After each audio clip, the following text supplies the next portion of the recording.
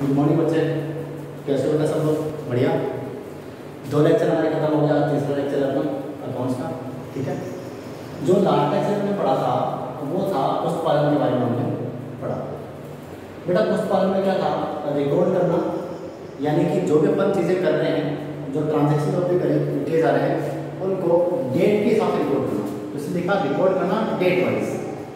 ठीक है, अब डेट वाइज रिकॉर्ड करना सिंपल है। मैं बोलूँ तो ऐसे कह सकता हूँ कि भाई आपने एक पेज तैयार किया, उसमें आज की डेट डाल दी। आज में डेट आज जो है 23/07/2000 ये डेट आपने डाल दी। इसमें आपने लिखना चालू किया कि आपने खर्चा किया, तो आपने बोला एक्सपेंसेस इतने रुपए का, 1000 रुपये का खर्चा हो गया। फिर आपने बोला कि मुझे इनकम हो गई किसी चीज़ की। इनकम मतलब मुझे पैसा मिला है कहीं से, 5000 मुझे मिला है। ठीक है, फिर आप कहोगे कि भाई मैंने वापस से खर्चा किया कि मैंने किसी एम्प्लॉय को सैलरी पेमेंट कर दी, इतने रुपये की सैलरी पेमेंट कर दी। तो डेट वाइज से आप रिकॉर्ड करते चलेंगे। यानी कि एक और खर्चा आ गया ना, ये एक्सपेंसेस, फिर कहीं पे एक और एक्सपेंसेस आ गया, मान लो एक और एक्सपेंसेस आ गया, फिर यहाँ पे कहीं पे इनकम आ गई। तो इसी तरह से आप इसको चलते गए। इसको बोलते हैं अपन रिकॉर्डिंग करना, डेट वाइज रिकॉर्ड करना चाहिए कि ठीक है सर ये हो गया। तो इससे ये निकलता है बेटा कि आपके से खर्चे हो, इनकम हो, कुछ भी हो, अगर डेट वाइज रिकॉर्ड करते हैं, जिसको अपन क्या बोलते हैं रिकॉर्डिंग करना बोलते हैं, वो क्या होता है मिक्स में होता है। मिक्स में होता है, सिंपल सा मिक्स में होगा। एक डेट के अंदर जो भी कुछ बातें हुई सब कुछ डेट में रिकॉर्ड करो। तो भाई जो भी बातें मतलब मिक्स में बातें होंगी, इनकम भी होगा, एक्सपेंसेस भी होगा, और भी कुछ किसी को उधार दिया, किसी उधार लिया, वो उसी डेट में रिकॉर्ड हो रहा है। ठीक है, तो सब कुछ मिक्स में चलेगा। ऐसा नहीं हो सकता मिक्स में, मतलब ये है मेरा कि भाई ऐसा नहीं है कि खर्चे एक तरफ रिकॉर्ड कर दिए, इनकम एक तरफ रिकॉर्ड कर दी, और कितना लिया वो एक तरफ कर दिया, और कितना दिया वो एक तरफ कर दिया। वो सब फिर कहाँ पे आता है? वो यहाँ से निकालोगे छांट के, उसको बोलते हैं वर्गीकरण करना। हमने कहा था ना दोस्त के बारे में बात की थी, तो भाई दोस्त को अगर फटाफट से इन्फॉर्मेशन देंगे तो कैसे देंगे?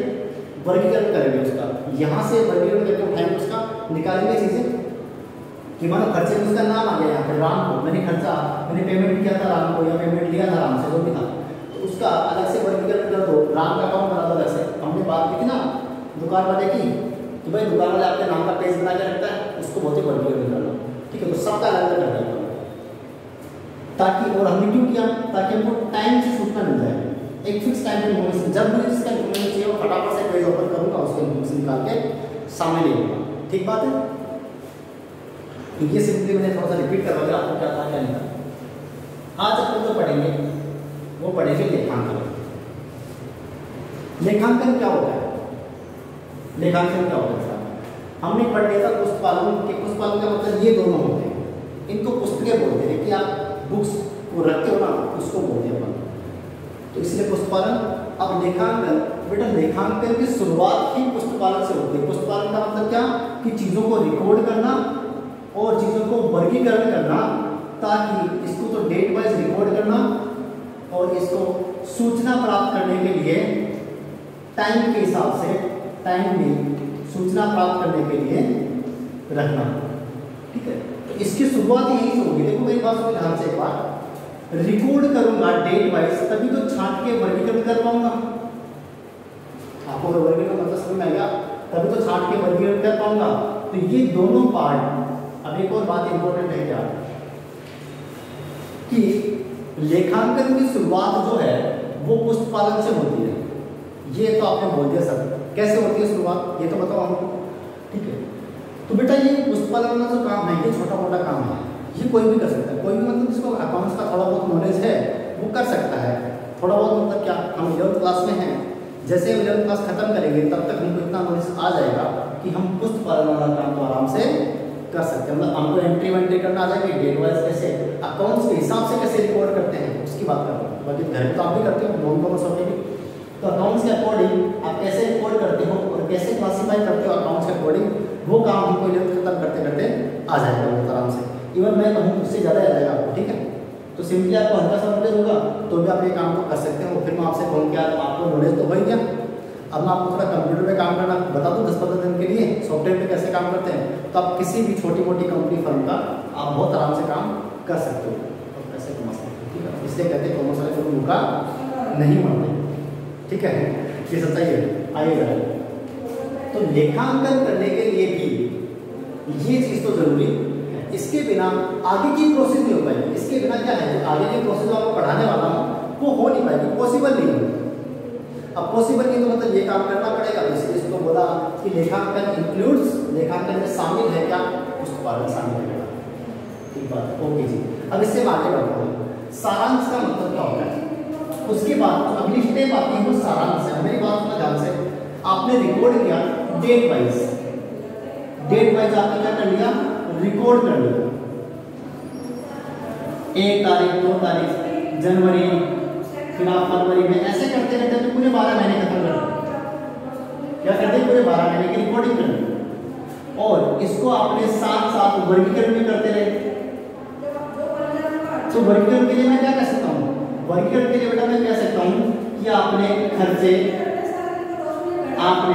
खर्चे लिखते गए डेट वाइज, खर्चों का एक अलग से वो बना दिया आपने। खर्चे आप ये बोल दो कि आपने सैलरी पेमेंट करी किसी को, तो वो भाई आपके लिए तो खर्चा ही है। अब आप किसी को पेमेंट करें तो आपने खर्चा है ना, तो आपने सैलरी की लिख दी पूरे 12 महीने की, 12 मंथ की सैलरी आपने लिख दी। फिर मैं कहूँ कि आप अपने वहाँ का रेंट पेमेंट करते हो, तो आप रेंट भी पेमेंट कर दिए 12 मंथ का। तो इसी तरह से आपके पास इनकम हुई, आपने सेल्स किया होगा, आपने सामान बेचा होगा, तो आपके पास इनकम हो गई बेटा 12 महीने की इनकम। यहाँ पे आपने वर्गीकरण में ये चीज आपने लिख दी, किससे कितना उधारी है, किसको कितना लेना है देना है, वो सारी चीजें। मैंने वो फ्रेंड का नाम मैंने बताया आपको, तो उस फ्रेंड का नाम से 12 महीने में कितना आया कितना गया वो सब कुछ आपने रिकॉर्ड कर दिया और वर्गीकरण आपने कर दिया। अब समरी की बात आती है, मेरी बात सुनो ध्यान से जरा। जब मेरा सारा एंड हो गया, ये जब मेरा एंड हो गया, और मुझसे सिर्फ इन दोनों के बेसिस पे कोई ये पूछ ले आपसे कि एक बात बताओ भाई, आपने इस साल में प्रॉफिट कमाया कि लॉस हुआ, आपने क्या किया, प्रॉफिट कमा लिया आपने या फिर आपका लॉस हो गया, क्या हुआ बताओ मुझे। तो आप इसको देख के बता सकते हो क्या, आपको किसी इसको देख के कैसे पता लगेगा कि प्रॉफिट हुआ कि लॉस हुआ। तो एक काम करते हैं, इस वर्गीकरण की हेल्प से, इस वर्गीकरण की हेल्प से अपन सारांश तैयार करते हैं, सारांश समरी तैयार करते हैं, छोटी समरी तैयार करते हैं। समरी का मतलब क्या, सारांश मतलब कैसे, हम कहते हैं कि सर हम यहाँ से इनकम उठा लेते हैं, यहाँ से इनकम उठा लेते हैं कि हमने सेल्स की वजह से कितना पैसा आया हमारे पास में, तो हम यहाँ से इनकम उठा लेते हैं और इनकम को लिख देते हैं। हिंदी में तो बोलेंगे आय, कि हमको आय कितनी हुई, हमारे पास पैसा आया कितना, हमारी आय कितनी हुई। अभी इसके बाद तो बातें हैं क्या है क्या है। और हम कहते हैं कि सर यही से हमें काम करते हैं, खर्चे भी उठाते हैं कि टोटल में सैलरी कितना पेमेंट हुआ, टोटल में रेंट कितना पेमेंट हुआ, टोटल में फ्रेंड से कितना क्या लेना देना, तो वो सब जोड़ लेते हैं क्योंकि सारे खर्चे एक साथ लिख देते हैं। तो हम टोटल में क्या करते हैं, सारे खर्चे एक साथ लिख देते हैं। ठीक बात है, हाँ जी सर सही बात है। तो सारे खर्चे लिख दिए हमने। तो एक बात बताओ भाई, इतना पैसा आया और इतना खर्च कर दिया, तो जो बचा है वही तो क्या होगा, आपका लाभ होगा, प्रॉफिट होगा। ठीक है, तो सर जो बच गया वो या तो लाभ है, और खर्चे अगर ज्यादा हो गए इनकम से तो वो क्या होगी, या फिर वो हमारी हानि है। तो लाभ हो या हानि हो, वो सारांश, इसको बोलेंगे सारांश सिंपली, तो वो निकाल देंगे हम, इसको बोलते हैं सारांश तैयार करना।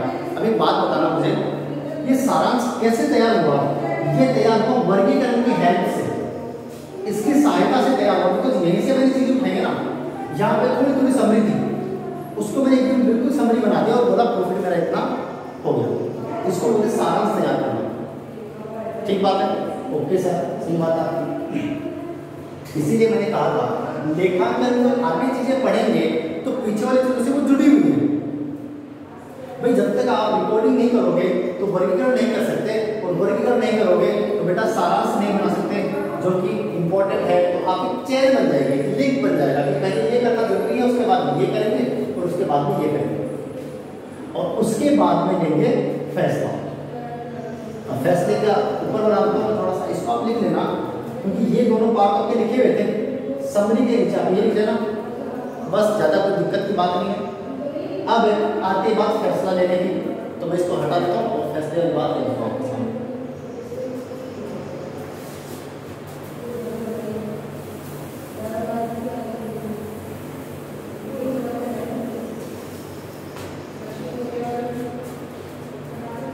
फैसला लेने की अगर बात है तो मुझे बताओ, आपने लाभ हानि निकाल लिया। अब मैं ऐसा एग्जाम्पल ले रहा हूँ कि आपके पास 3 ब्रांच है। ब्रांच समझते हो ना, एक ही बिजनेस की अलग अलग ब्रांचेस हो सकती है ना, तो वैसे ब्रांचेस है। अपन बोलेंगे मानो जयपुर है, एक तो मेरे पास जयपुर ब्रांच है, एक मेरे पास दिल्ली ब्रांच है,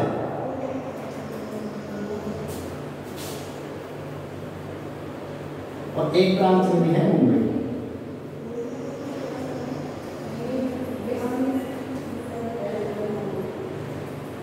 ये 3 ब्रांच है मेरे पास। मान लीजिए जब मैंने समरी तैयार की तो समरी से मुझे पता लगा जयपुर ब्रांच का प्रॉफिट जो है वो है 3 लाख रुपए। कितना है? 3 लाख है। दिल्ली ब्रांच का प्रॉफिट जो है वो है बेटा 4 लाख रुपए, और मुंबई ब्रांच का प्रॉफिट भी है 4 लाख रुपए। ऐसा है, मतलब मेरी ब्रांच है, तीनों ब्रांच का काम भी एक ही है, उनके पास जो असेट वगैरह है, इंफ्रास्ट्रक्चर, वो भी बिल्कुल एक ही सेम है, ठीक है ना। जो भी संसाधन, हिंदी में क्या बोलेंगे उसको, संसाधन, जो भी संसाधन काम में ले रहे हैं वो क्या है, दोनों के एक जैसे हैं, तीनों के एक जैसे हैं।